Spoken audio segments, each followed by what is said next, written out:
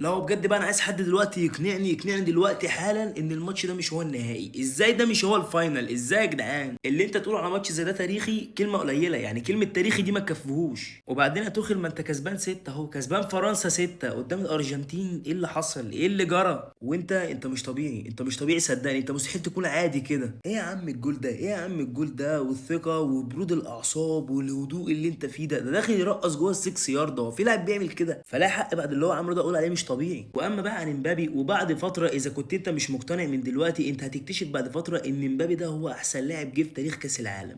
احنا دلوقتي مش ممشينا ند بند مع ميسي، لكن لو انت تتكلم بالمنطق كده وبالعقل، لا امبابي فارق، والارقام بتتكلم عن نفسها. هل ده معناه ان ميسي مش هيسجل؟ لا عادي، ميسي ممكن يسجل ويسجل هاتريك كمان وياخد هو هداف البطوله عادي. لكن لو هتقارن وتتكلم من حيث عدد المشاركات والاداء اللي بيحصل في كل مشاركه، فالنقطه دي تروح لامبابي. ده في 3 نسخ بس اصبح الهداف التاريخي لبطوله كاس العالم لغايه دلوقتي، وغير كده ان هو لسه عنده فرصه يشارك في بطوله كاس العالم اكتر من مره. فعنها هداف البطوله، فعادي ممكن تروح لميسي، ووارد جدا ووارد كمان ميسي يبقى هو هداف كاس العالم لغايه النسخه اللي جايه، بس فيما بعد اللي جاي كله لمبابي. وليسيه برضه حطم رقمه واصبح هو اكتر لاعب عامل اسيستات في تاريخ كاس العالم. الثنائيه دي بقى تتجمع عندنا في الريال، الميكس اللي حاصل ده يجي الريال بقى، ده حلم من احلامي. وبس كده، سلام.